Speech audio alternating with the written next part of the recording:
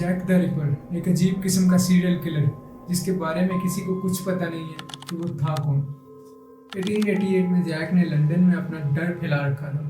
उसने 5 औरतों को मारा और उनकी बॉडी बहुत ही गंदे तरीके से डिस्पोज की।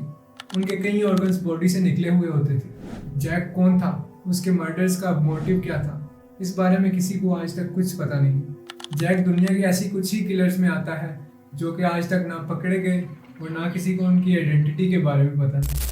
जुलाई 1888 वाइट चैपल के एरिया में ये मर्डर शुरू होने से 2 महीने पहले फ्रांसिस टम्बल्टी नाम का एक अमेरिकन आदमी लंदन में आता है। फ्रांसिस काफ़ी सालों से इंग्लैंड और अमेरिका में हर्बल मेडिसिन बेचता था और क्लेम करता था कि वो डॉक्टर है। हालांकि उसके पास कोई डिग्री और मेडिकल ट्रेनिंग नहीं थी। कई लोगों का मानना है कि ये खुद को डॉक्टर समझने वाला इंसान ही जैक द रिपर था। टम्बल्टी लड़कियों से बहुत नफरत करता था। कुछ टाइम पहले उसकी एक लड़की से शादी हुई और वो शादी ज़्यादा टाइम न चल सकी, जिसकी वजह से वो सभी लड़कियों से नफरत करने लगा। जब पहले 4 रिपर मर्डर्स हुए तो पुलिस का शक सीधा फ्रांसिस टम्बल्टी पे गया, क्योंकि जिस तरह से बॉडीज़ को काट के उनके ऑर्गन्स निकाले गए होते थे उससे ये अंदाज़ा लगाया जा सकता था कि किलर के पास कुछ मेडिकल नॉलेज था। पुलिस का मानना था कि ये लड़कियों से नफरत करने वाला इंसान और खुद को एक सर्जन दिखाने की कोशिश करता हुआ ये इंसान जैक द रिपर हो सकता है। फ्रांसिस से इन मर्डर्स के बारे में सवालात किए गए, लेकिन कोई सबूत न होने की वजह से उसे छोड़ दिया गया।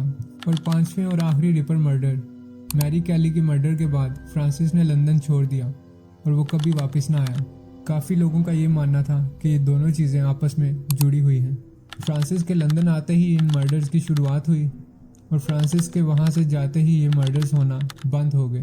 22 बैटी स्ट्रीट में एक औरत रहती थी जिसने एक अमेरिकन डॉक्टर को किराएदार रखा हुआ था।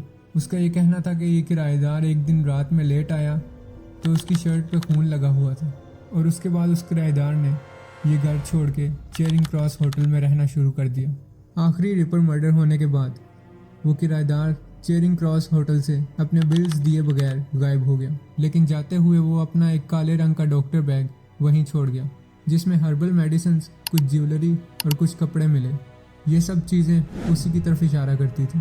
पुलिस तो फ्रांसिस को जैक द रिपर प्रूव ना कर सकी, लेकिन अमेरिका जाते ही मीडिया ने उस पर इल्ज़ाम लगाना शुरू कर दिए, जिसके जवाब में फ्रांसिस का कहना था कि ब्रिटिश गवर्नमेंट ने उसे सिर्फ इसलिए अरेस्ट किया क्योंकि वो अमेरिकन था और किलर एक स्लाउच हैट पहनता था और फ्रांसिस भी एक स्लाउच हैट पहना करता था। उसका कहना था कि ये सिर्फ एक कोइंसिडेंस था। क्या फ्रांसिस टम्बल्टी सच में जैक द रिपर था? काफ़ी रिसर्चर्स का मानना है कि सबूत तो इसी तरफ इशारा करते हैं, क्योंकि जब फ्रांसिस अमेरिका में मरा तो उसके हाथ पे एक प्लेन ब्रास रिंग थी जो कि रिपोर्ट्स के मुताबिक रिपर मर्डर्स की विक्टिम एनी चैपमैन से चुराई गई थी। यही वजह है कि फ्रांसिस टम्बल्टी पे सबसे ज़्यादा शक किया जाता है कि वही जैक द रिपर है। अगस्त 1888 इस किस्म के मर्डर्स की वजह से लंदन में खौफो हिरास फैला हुआ था और किलर के बारे में किसी को कुछ पता न था। ये मर्डर्स वाइट चैपल के एरिया में हो रहे थे। वाइट चैपल एक ऐसा एरिया था जहां गरीब तबके के लोग रहते थे और वो कुछ भी करने को तैयार होते थे जिससे सिर्फ उन्हें रात को सोने की जगह मिल सके, जिस वजह से वहाँ चोरी, कत्ल और लूटमार आम थी। अगस्त 31, 1888 सुबह सूरज निकलने से पहले 2 डिलीवरी मैन अपने काम पे जा रहे थे जब उन्हें कुछ अजीब चीज़ दिखाई दी। उन्हें 43 साला मैरी एन निकोल्स की बॉडी मिली जो खून से लथपथ पड़ी थी। मैरी एक तलाकशुदा औरत थी जिसकी शादी अल्कोहल एडिक्शन की वजह से बर्बाद हो चुकी थी और वो गुजारा करने के लिए कुछ भी करती थी। पहले तो ये एक सिंपल मर्डर लग रहा था, लेकिन जब इन्वेस्टिगेशन की गई तो पता चला कि बॉडी में से कुछ ऑर्गन्स निकाले गए थे। मैरी के मर्डर के 8 दिन बाद वाइट चैपल में एनी चैपमैन नाम की एक और औरत की लाश मिली। एनी चैपमैन भी एक तलाकशुदा औरत थी। जब एनी की बॉडी मिली तो ये साफ जाहिर था कि उनकी बॉडी से भी ऑर्गन्स निकाले गए हैं और इससे पुलिस को ये लगना शुरू हो गया कि ये 2 मर्डर्स जो एक दूसरे से थोड़े ही फासले पर हुए हैं, इसके पीछे एक ही आदमी का हाथ हो सकता है। उस टाइम पर लंदन में 158 न्यूज़पेपर होते थे और वो सब एक दूसरे से ज़्यादा सेल करने की कोशिश करते थे। उन्हें ये मौका मिल गया कि वो इस खबर के ज़रिए लोगों को अपनी तरफ खींच सकते हैं। मीडिया की वजह से इस किलर को बहुत फेम मिला। ये मामला एक नेशनल इशू बन चुका था और पुलिस ने इस किलर को पकड़ने की बहुत कोशिश की। उन्होंने 300 से ज़्यादा लोगों की इंटरोगेशन की, लेकिन उनके हाथ कुछ ना लगा। काफ़ी लोगों पर शक किया जाने लगा जिनमें सर विलियम गुल, जो कि क्वीन विक्टोरिया के फिजिशियन थे, उनसे लेकर प्रिंस एल्बर्ट विक्टर, जो कि क्वीन के ग्रैंडसन थे, ये सब शामिल थे। एक तरफ पुलिस किलर को ढूंढ रही थी और दूसरी तरफ आवाम में खौफ फैला हुआ था। लोगों ने ग्रुप्स की शक्ल में रातों को पहरा देना शुरू कर दिया। सितंबर 26, 1888 लंदन की सेंट्रल न्यूज़ एजेंसी को एक लेटर मिला जो कि किलर की तरफ से भेजा गया था। वो लेटर रेड इंक से लिखा गया था और उस लेटर का स्टार्ट वर्ड्स डियर बॉस से हुआ। उसमें लिखा था, dear boss, I keep on hearing that police have caught me but they won't fix me just yet. I have laughed when they look so clever and talk about being on the right track. I am down on horse and I shan't quit tripping them till I do get buckled. और इस letter के and पे लिखा हुआ था, Yours truly, Jack the Ripper. ये पहला letter था जो किलर की तरफ से लिखा गया और इस लेटर से ही उसने खुद को अनाउंस किया। सेंट्रल न्यूज़ एजेंसी ने यह लेटर पुलिस को दिया और पुलिस ने फैसला किया कि इस बात को एक राज रखा जाएगा, क्योंकि अगर ये बात लोगों तक पहुंच गई तो लंदन में हलचल मच जाएगी। सितंबर 29 लेटर मिलने के 2 दिन बाद रिपर ने फिर से अटैक किया और इस दफ़ा उसने एक ही रात में 2 औरतों को कत्ल कर दिया। एलिजाबेथ स्ट्राइड का कत्ल बर्नर स्ट्रीट में हुआ। उसका गला कटा हुआ था लेकिन ऑर्गन्स नहीं निकाले गए थे और इससे तकरीबन आधा मील दूर मीटर स्क्वायर में कैथरीन एडोज का मर्डर हुआ। उनका गला कटा हुआ था और उनके ऑर्गन्स भी निकले हुए थे। ऐसा लग रहा था कि एलिजाबेथ स्ट्राइड के मर्डर के दौरान रिपर को किसी ने देख लिया, जिसकी वजह से उसे भागना पड़ा और वो अपना काम पूरा ना कर सका। उसके दिल में जो खून की प्यास थी वो ना भरी और उसने कैथरीन एडोज को निशाना बनाया। जब जैक ने तीसरे और चौथे मर्डर की जिम्मेदारी ली तो पुलिस के पास लेटर पब्लिक को दिखाने के अलावा कोई रास्ता ना बचा। उन्होंने ये इसलिए किया कि अवाम उसकी राइटिंग पहचानने या किसी और तरह से पुलिस की मदद कर सके, लेकिन इसका असर पूरी तरह से उल्टा पड़ा। अवाम में खौफ व हिरास फैल गया। कई लोगों ने जैक की राइटिंग में फेक लेटर्स भेजना शुरू कर दिए। इस वजह से असली और नकली लेटर्स में फ़र्क ढूंढना काफ़ी मुश्किल हो गया। कैथरीन एडोज के मर्डर से एक दिन पहले पुलिस को एक लेटर मिला था जिसमें जैक ने बताया था कि वो अपने अगले विक्टिम का एक कान काट लेगा और कैथरीन के साथ एग्जैक्टली यही हुआ। जैक के डियर बॉस लेटर को लिखे हुए 130 से ज़्यादा साल हो गए, लेकिन आज तक कोई भी श्योरिटी के साथ ये नहीं कह सकता कि ये लेटर किसने लिखा था। जैक द रिपर को किसी ने नहीं देखा था और जिसने दूर से देखा भी था वो उसके बारे में ऐसा कुछ ना बता सकता था जिससे उसकी शिनाख्त हो सके। वो अपना ज़्यादा टाइम प्लानिंग में गुजारता था, जिससे ये अंदाज़ा लगाया जा सकता है कि वो कोई ऐसी जॉब करता था जिसमें उसे ज़्यादा अलोन टाइम मिलता था और वो वाइट चैपल के एरिया में ही रहता था क्योंकि वो उस एरिया की गलियों से बहुत अच्छी तरह वाकिफ़ था। नवंबर 9, 1888 लंदन का पूरा शहर एनुअल मेयर डे की सेलिब्रेशन के लिए इकट्ठा होता है और वाइट चैपल के केयर टेकर को एक अपार्टमेंट की खिड़की से एक लाश नजर आती है जिसके ऑर्गन्स निकाले गए होते हैं। ये थी जैक द रिपर की 5वीं विक्टिम 25 साल मैरी जेन कैली। जब उसने खिड़की से देखा तो उसे एक खौफनाक मंजर नजर आया।